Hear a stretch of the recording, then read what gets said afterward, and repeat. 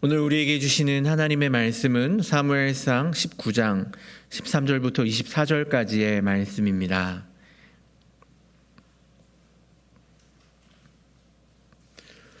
사무엘상 19장 13절부터 24절까지의 말씀을 제가 봉독하겠습니다. 미갈이 우상을 가져다가 침상에 누이고 염소털로 엮은 것을 그 머리에 씌우고 의복으로 그것을 덮었더니 사울이 전령들을 보내어 다윗을 잡으려 하매 미갈이 이르되 그가 병들었느니라. 사울이 또 전령들을 보내어 다윗을 보라 하며 이르되 그를 침상채 내게로 들고 오라. 내가 그를 죽이리라. 전령들이 들어가 본즉 침상에는 우상이 있고 염소털로 엮은 것이 그 머리에 있었더라. 사울이 미갈에게 이르되 너는 어찌하여 이처럼 나를 속여 내 대적을 놓아 피하게 하였느냐. 미갈이 사울에게 대답하되 그가 내게 이르기를 나를 놓아 가게 하라. 어찌하여 나로 너를 죽이게 하겠느냐 하더이다 하니라. 다윗이 도피하여 라마로 가서 사무엘에게로 나아가서 사울이 자기에게 행한 일을 다 전하였고 다윗과 사무엘이 나요스로 가서 살았더라.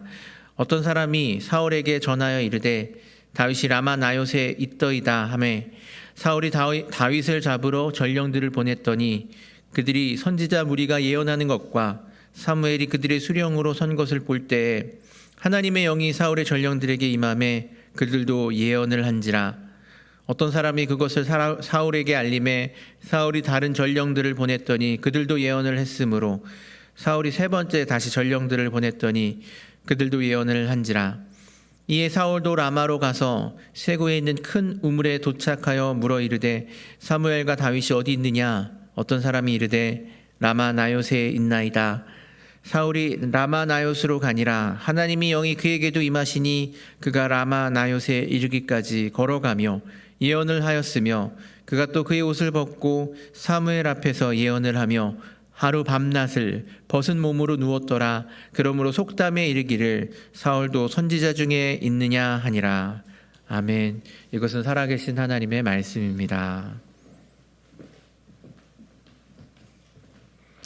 할렐루야. 반갑습니다, 여러분. 이제 2주 만에 만나도 오랜만에 뵙는 것 같아요. 뭐가 들기 시작하는 거죠? 정이 들기 시작하는 거예요. 저는 지지난주 2주 사이에 교단 총회 다녀왔습니다. 이번 총회는 이슈가 대단히 많았어요. 특별히 우리 교단을 탈퇴한 LA에 있는 영락교회 문제 때문에 참 이슈가 여러 가지 헌의안들이 많고 이슈가 많았어요. 그래서 다들 걱정했어요. 이번 총회는 난상 토론이 일어날 것이다. 또 많은 언쟁들도 있지 않을까, 큰 소리도 나지 않을까 하는 그런 걱정들을 참 많이 했습니다. 여러분, 교회는 은혜로 움직이죠. 그렇죠? 우리 가운데 은혜가 임해서 교회는 은혜 속에 이렇게 움직이는 거예요. 그런데 노회나 총회는 물론 은혜도 필요하지만은 공정과 상식이 함께 있어야 돼요. 왜? 회의하는 거니까. 그렇다 보니까 노회나 총회에서는요, 이렇게 언쟁들이 있기도 해요. 서로의 옳고 그름을 피력하다 보니까 논쟁들이 있긴 해요. 그래서 얼굴을 붉히면서 그거 틀렸습니다. 이게 맞습니다. 이런 일들이 있는데 참 재미있는 게 뭐냐면은 회의석상에서 그렇게 막 얘기하고 있다가 잠시 정회하면서 쉬겠습니다. 그러면 밖에 나가서 그렇게 서로 논쟁하던 목사님들이, 장로님들이 얼굴을 맞대고서 웃으면서 커피를 마셔요.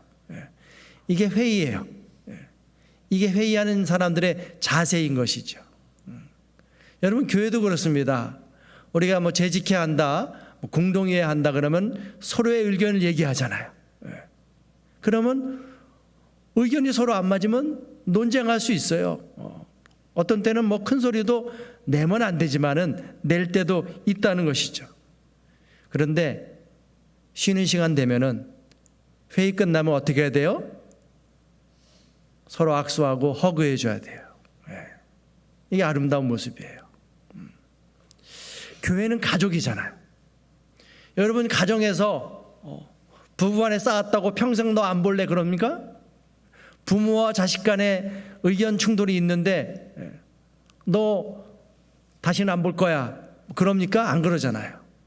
하룻밤 자고 일어나면은 언제 그랬냐 싶을 그런 마음을 갖고 서로 허그해주고 여보 사랑해, 애들아 사랑한다, 학교 갈 때 차 조심해, 공부 잘하고 와, 이러잖아요. 교회는 뭐예요? 가족 공동체잖아요. 교회 안에서도 그러한 모습이 일어날 때 하나님이 아주 기뻐하실 줄 믿습니다. 우리 뉴저지 장로교회는 그런 교회 꼭 되시기를 주님의 이름으로 축복합니다. 아무튼 저는 총회에 다녀왔는데 특별히 여러분 교회와 관련된 그런 또 이슈가 하나 있어서 저는 가는 내내 걱정을 많이 했어요. 아주 걱정을 많이 했어요. 그래서 총회 내내 불편하고 가기 전까지 불편하고 이번 총회를 어떻게 참석을 해야 되나 참 고민도 많았는데 정말로 놀라웠게 모든 일들이 다 잘 해결됐어요. 그 많은 이슈들이 아주 그냥 순식간에 해결됐어요. 이거는 하나님의 은혜가 아니고는 될 수 없을 만큼 그렇게 모든 문제들이 다 잘 해결됐습니다. 그래서 이제 마음이 이제 편안해지고 문제가 해결됐으니까 또 제가 직접 경험해야 할 그 이슈 문제도 잘 해결돼서 마음이 편안해지고 머리도 시원해지고 가슴도 뻥 뚫리고 먹는 것도 잘 먹고 아주 잘 총회를 마치고 돌아왔어요. 특히 이번 총회는 우리가 가고 싶어하는 어디 멕시코 캔쿤에서 있었거든요. 여러분 아무리 좋은 휴양지에서도요 마음이 편치 못하면 거기가 지옥이에요. 전 가는 내내 지옥이었어요. 개회가 되기 직전까지 지옥이었어요. 그런데 그 지옥이 뭐로? 천국으로 바뀌더라고요. 하나님이 싹 해결해 주시니까. 총회가 이제 다 끝나고서 이제 마음도 편안해지고 밥을 먹고 있는데 거기는 뭐 가보신 분들 아시겠지만 큰 뷔페가 있어요. 총회에 참석한 분들이 대략 500명이에요. 그러니까 다 한국 사람들이 그 식당에 가득한 거예요. 거기서 밥을 먹는데 이제 총회가 끝나니까 사람들이 다 집으로 돌아갈 거 아니에요. 그렇죠? 근데 그 돌아가는 모습을 가만히 보니까 앉아서 죽는다는 것이 이런 것이구나 그런 생각이 드는 거예요. 사람들이 한두씩 떠나요. 그 500명 되는 사람들이 하나씩 떠나는 거예요. 우리가 지구별을 떠날 때도 바로 이런 모습이구나 하는 생각, 그게 이렇게 좀 오버랩이 되더라고요. 각자 다 일정이 다르니까 다 달리 떠나잖아요. 올 때는 같이 왔어도 갈 때는 다 달리 떠나요. 어떤 젊은 목사님은 일정상 일찍 떠난다는 거예요. 그래 잘 가라고 인사했어요. 연세 많은 어떤 목사님은 개인적인 일정 때문에 하루 더 계세요. 그분은 아직도 계세요. 그리고 어떤 목사님은 인사하고 가요. 목사님 저는 일정이 있어서 먼저 갈게요. 근데 어떤 목사님은 인사도 못했어요. 사람 많다 보니까. 소식 들었어요. 아무개 목사님이 어제 떠났대요. 목사님 못 뵈서 대신 인사해 달래요. 그런 모습을 가만히 보니까 우리 삶이 바로 이런 것이구나 하는 생각이 들더라고요. 그런데 나는 그런 이 땅에서 너무 집착하고 사는 건 아닌가. 그런데 나는 여기서 무엇을 가졌다고 무슨 자리에 앉았다고 그게 다 무슨 소용인가. 불현듯 그런 생각이 들더라고요. 여러분, 인생이 뭔가요? 인생이 뭐겠어요? 성경은 우리 인생에 대해서 너무나도 정확하게 말씀하고 있어요. 그 중에서도 아주 적나라하게 우리 인생이 무엇인지에 대해서 하시는 말씀이 야고보서 4장 14절의 말씀이에요. 우리 한번 야고보서 4장 14절 말씀 같이 읽어볼까요? 내일 일을 알지 못하는도다. 너희 생명이 무엇이냐? 너희는 잠깐 보이다가 없어지는 안개니라. 우리 인생이 뭐라고요? 안개라는 거예요. 안개. 그냥 안개가 아니라 어떤 안개?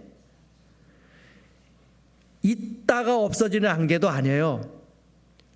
보이다가, 잠깐 보이다가 사라져버리는 안개라는 거예요.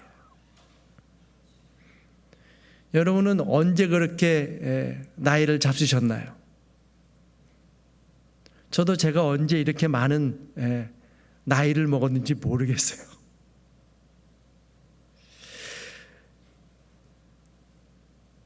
정말 잠깐 보이다가 없어지는 안개와 같다. 얼마나 적절한 인생에 대한 표현입니까? 근데 야고보는 여기서 멈추지 않아요. 한마디 더 해요. 야고보서 4장 16절 말씀 우리 함께 읽어봐요. 이제도 너희가 허탄한 것을 자랑을 하니 그러한 자랑은 다 악한 것이다. 여러분, 우리 인생에 자랑할 것이 있을까요? 없을까요? 없죠. 내가 휴양지에서 잠깐 더 있으면 뭐하고 일찍 가면 또 뭐 하겠습니까? 그렇죠? 거기에서 밥을 먹는데 좀 좋은 자리에 앉았다 가면 뭐하고 좀 한쪽 구석에 앉았다 가면 또 뭐 하겠습니까? 그러니까 그런 걸 가지고 자랑하거나 집착하지 말라는 거예요. 아니, 그런 걸 가지고 자랑하면 그게 바로 뭐다? 악한 것이라는 거예요. 여러분, 우리는 다 하나님의 은혜로 이 땅에 왔습니다. 맞나요? 여러분, 우리는 다 하나님의 은혜로 이 땅에 왔죠? 하나님이 나를 이 땅에 보내셨다는 거예요. 근데 왜 하나님이 나를 이 땅에 보내셨을까요? 저는 한국인으로 보냄받았어요. 한국인으로 태어났어요. 그리고 하나님이 어디에다 보내셨냐면 방시 집안에 보내셨어요. 방시로 태어났어요. 여러분, 하나님이 왜 저를 한국인으로 보내셨고 방시로 보내셨을까요? 하나님이 저를 한국인으로 살아보라고 보내신 거예요. 하나님이 저를 방시로 살라고 보내신 겁니다. 여러분도 똑같아요. 우리가 보통 산다고 하잖아요. 내가 산다. 산다는 것이 뭘까? 여러분, 산다는 것이 뭐겠어요? 산다는 것은 내게 주어진 삶을 누린다는 거예요. 왜 하나님이 왜 나를 그 수많은 나라 속에서도 한국인으로 보내시고 기미박 여러 가지 성이 있는데 방시로 이 땅에 보내셨나? 이 세상에서 한국인의 삶을 누려보라고,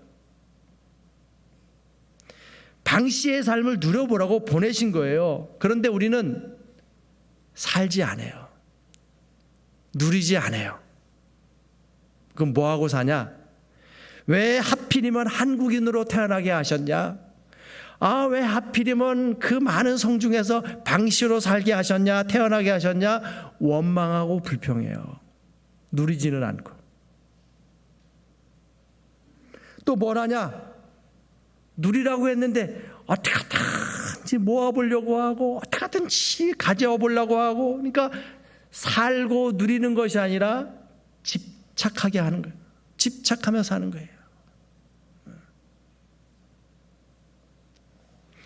여러분, 오늘 성경을 보면요, 이렇게 살지 않고 또 하나님이 누리라고 했는데 누리지 않고 집착하고 있는 한 사람을 볼 수 있어요. 그게 누구냐? 사울 왕이에요. 사울은 하나님의 은혜로 왕이 된 사람이에요. 하나님이 그를 왕으로 세워주셨어요. 하나님이 그를 왕으로 세워주셨다는 것은, 야 사울아, 너 이제부터 왕으로 살아라. 왕의 삶을 누려. 하나님이 그를 살게 하신 거예요. 누리게 하신 거예요. 그런데 사울은 왕으로 살지 않고 누리지 않고 뭘 하냐? 자기 왕권에 집착을 합니다. 자, 그런데 그렇게 집착하는 왕권에 위협을 주는 사람이 나타났어요. 그게 누구냐? 다윗이에요. 그러니까 그때부터 사울 왕이 어떤 삶을 사냐? 하나님이 나에게 주신 그 삶을 살지 않고 뭐만 하냐면 다윗 죽이는 일에만 몰두하는 거예요. 살지 않고, 살라고 하셨는데, 누리라고 하셨는데 다윗 죽이는 일에만 몰두하는 거예요. 여러분, 몰두가 뭐예요? 다른 일 다 팽개치고 그것만 하는 걸 몰두라고 하잖아요. 그러니까 사울은 하나님이 살라고 하신 삶을 살지 않고 엉뚱한 일에 몰두하고 있는 거예요. 그러니까 사울은 하나님이 왕으로 살라고 보내셨는데 잘 살고 있는 겁니까? 못 살고 있는 겁니까? 못 살고 있는 거죠. 그러니까 그의 인생이 어떻게 되냐? 하나님이 살라고 하신 삶을 살지 못하니까 그의 인생이 어떻게 되냐? 꼬이는 거예요. 사통팔달 다 뚫려야 되는데 사면초가예요. 진퇴양난이에요. 다 사방이 막혀있는 인생을 살게 되는 거예요. 그래서 여러분, 내가 하나님의 뜻을 잘 알아차리고 그 뜻대로 살면 그 인생이 어떻게 되냐? 그런 인생은 형통한 인생이 됩니다. 하지만 하나님의 뜻을 깨닫지 못하고 이렇게 엉뚱한 삶을 살게 되면 그 인생이 어떻게 되냐? 다 막히는 거예요. 옛날 코미디 있잖아요. 코미디. 이거 뭐죠? 잘 될 턱이 있나? 옛날 코미디 여러분 기억하십니까? 잘 될 수가 없어요. 다 막히는 거예요. 누가? 사울 왕이 그런 삶을 살고 있는 겁니다. 그 첫 번째 막히는 모습이 어떤 모습이냐면 딸 사울과의 미갈과의 관계예요. 사울 왕이 다윗을 죽이려고 계속 전령들을 보냈어요. 그런데 그때마다 딸 미갈이 전령들을 속이고 아버지를 속여서 다윗을 죽이지 못하게 하는 거예요. 여러분, 본문 17절 말씀 보면요, 사울이 딸에게 뭐라고 하냐? 우리 읽어봅시다. 사울이 미갈에게 이르되 너는 어찌하여 이처럼 나를 속여 내 대적을 놓아 피하게 하였느냐? 미갈이 사울에게 대답하되 그가 내게 이르기를 나를 놓아 가게 하라. 어찌하여 나로 너를 죽이게 하겠느냐 하더이다 하니라. 야, 딸아, 너 왜 자꾸 나를 속이는 거냐? 네가 어떻게 그럴 수 있냐? 라고 하니까 미갈이 뭐라고 하냐? 아버지, 안 그러면 남편이 나를 죽이려고 하는데 내가 어떻게 그럴 수 있습니까? 아버지를 속이는 거예요. 그게 다윗을 보호해줘요. 여러분, 하나님의 뜻대로 살지 않으면은, 하나님이 살라고 한 삶을 제대로 살지 않으면은 내 모든 길이 막히는 거예요. 심지어 가족까지, 딸까지 내 앞길을 막는 거예요. 가끔 보면 가족이 십자가고 가족이 왼수라고 하는 그런 분들 계세요. 여러분, 내가 하나님의 뜻대로 살면은 가족은 절대로 원수가 될 수 없습니다. 십자가가 될 수 없어요. 내가 하나님의 뜻대로 살게 되면은 가족은 물론이고 친구도 이웃도 내 가는 길을 활짝 열어주는 사람들이 되는 거예요. 그게 누구냐? 다윗이에요. 여러분, 다윗이 하나님의 뜻대로 사니까 미갈이 대문을 활짝 열어주잖아요. 미갈은 다윗을 죽이려는 사울의 딸이에요. 그런데 도리어 다윗을 도와줘요. 사람만 도와주는 것이 아닙니다. 성령님도 도와주세요. 우리 18절 말씀 함께 읽어봅시다.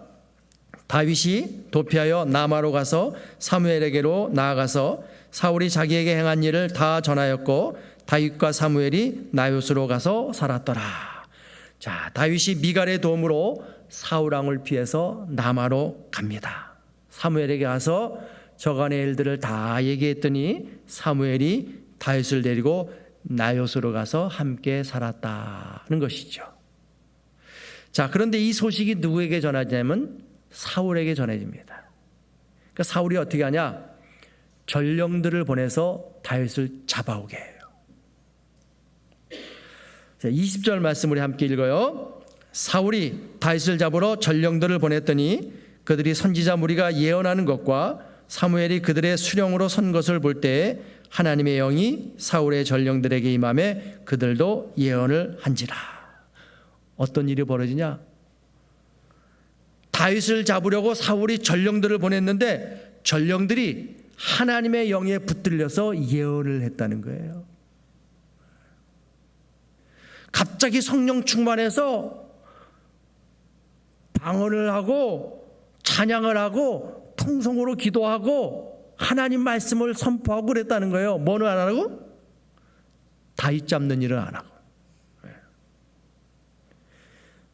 이게 한 번도 아니고 두 번, 세 번 연이어 일어나는 거예요. 그러니까 이 소식을 들은 사울 왕이 완전히 뒤집어지는 거죠.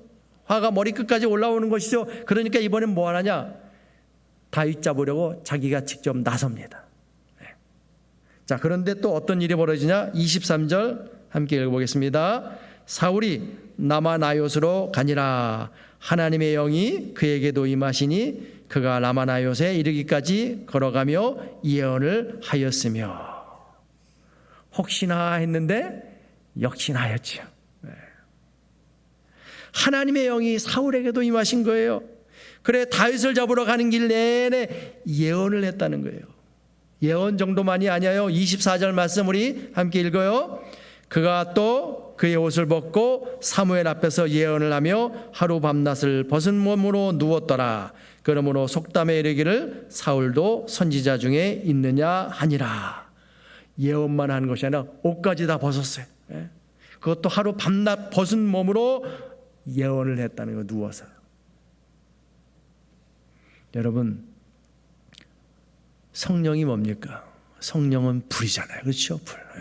불 같은 성령 임하셔서 찬양도 하잖아요. 성령은 불이에요. 불덩어리가 성령이 사울 가운데 임하시니까 심령이 뜨거워지고, 심령만 뜨거워지는 것이 아니라 몸까지 뜨거워지고, 얼마나 뜨거웠으면 옷까지 다 벗어졌겠어요. 예전에는 기도원에 참 많이 다녔어요. 저도 청년 때 참 기도원을 많이 다녔는데, 기도원 가면은 꼭 기도원에서 그 강사 목사님이 꼭 이런 멘트를 하세요. 여러분, 오늘 밤에 산에 올라가서 다 기도하시는데 나무 뿌리 하나씩 다 뽑아오라고 꼭 그런 얘기해요. 그 대학 때 기도원에 갔는데 정말 산기도 갔더니 다들 나무를 붙들고 기도하더라고요. 그걸 막 뽑을 것처럼. 그 밤에 막 기도하고 있었는데 갑자기 옆에서 누가 막 떼굴떼굴 구르는 거예요. 같이 간 권사님이 갑자기 막 떼굴떼굴 굴러서 얼마나 무섭던지요, 밤에. 나중에 여쭤봤어요. 아니, 권사님이 기도하시다가 이렇게 떼굴떼굴 구르셨어요? 그랬더니 권사님 하신 말씀이 갑자기 내가 막 뜨거워지더라는 거예요. 견딜 수가 없어서 떼굴떼굴 굴렀다는 거예요. 사울도 불이 임하니까, 성령이 임하니까 가만히 있을 수가 없는 거예요. 옷을 다 벗어 제끼고 누워서 예언할 정도였다는 것이죠. 그 다윗 잡는 일을 하지 않고 예언을 합니다. 찬송을 합니다. 기도를 합니다. 여러분, 그런데 이 모든 과정들이 의미하는 것이 뭐겠어요? 하나님의 뜻대로 살면 성령이 도우셔서 그 앞길을 열어주신다. 반대로 하나님의 뜻대로 살지 않으면 성령님까지 임하셔서 그 앞길을 막으신다는 겁니다. 여러분, 성령님이 여시면 누가 그 길을 막을 수 있겠습니까? 당시 최고의 권력자인 왕도 그 길을 막을 수 없어요. 반대로 성령님이 막으시면 누가 그 길을 열 수 있겠습니까? 왕도 열 수 없습니다. 돈도 열 수 없습니다. 혈육도 열 수 없는 것입니다. 그래서 여러분, 우리의 삶에서 가장 중요한 것이 뭐냐? 내가 이 땅에 살면서 가장 중요한 것이 뭐냐? 이것이 하나님의 뜻인가 아닌가?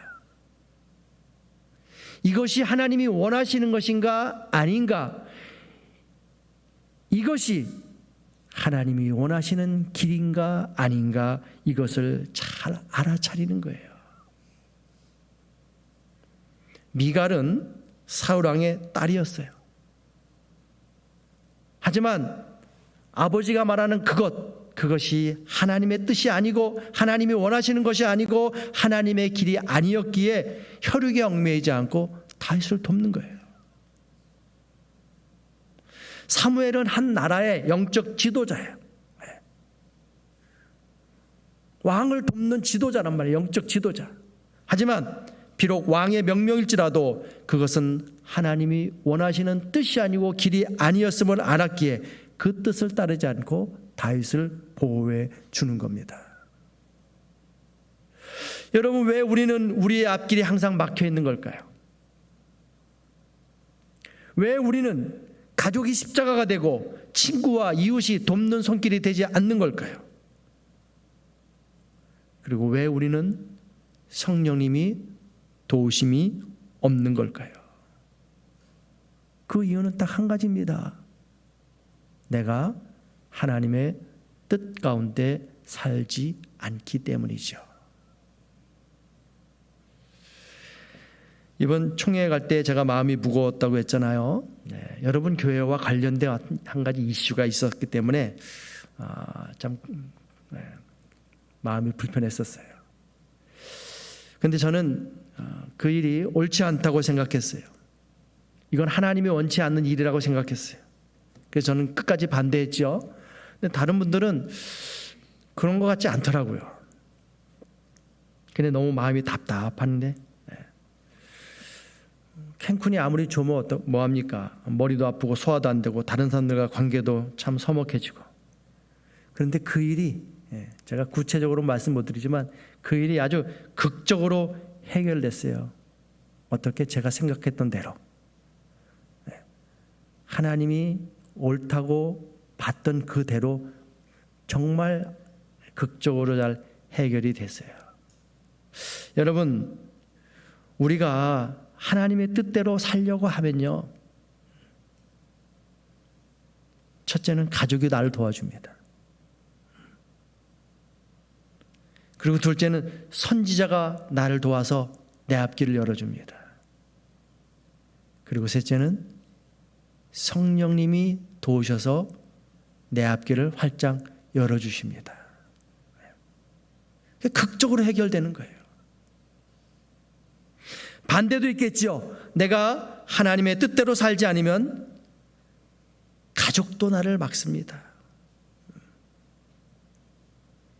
선지자가 내 앞길을 막고 성령님이 절대로 안 되게 하십니다. 여러분은 어떤 삶을 살고 싶으신가요? 비록 우리가 복잡한 세상 속에 살고 있지만 그 세상에 빠져 살지 않고 언제나 정신을 차려 하나님의 뜻을 잘 깨닫고 알아차리면서 살아갈 수 있는 여러분 될 수 있기를 바랍니다. 그래서 가족은 물론이고 친구와 이웃 그리고 선지자와 성령님까지 도우셔서 내 앞길을 활짝 열어주시는 열린 길의 축복 가운데 살아갈 수 있는 저와 여러분 모두가 될 수 있기를 주님의 이름으로 간절히 축원을 드립니다. 기도하시겠습니다. 하나님 아버지, 우리를 영적으로 민감하게 하여 주셔서 비록 복잡한 세상 속에 살고 있지만은 그 속에 빠져 허우적거리지 않게 하시고 언제나 하나님의 뜻을 바로 알아차리고 또 깨달으며 살아갈 수 있는 저희들 되게 하여 주시옵소서. 그래서 사람은 물론이고 성령님까지 내 앞길을 활짝 열어주시는 열린 길의 축복 가운데 살아가는 우리 모두가 되게 하여 주옵소서. 예수님의 이름으로 감사드리며 기도하옵나이다. 아멘.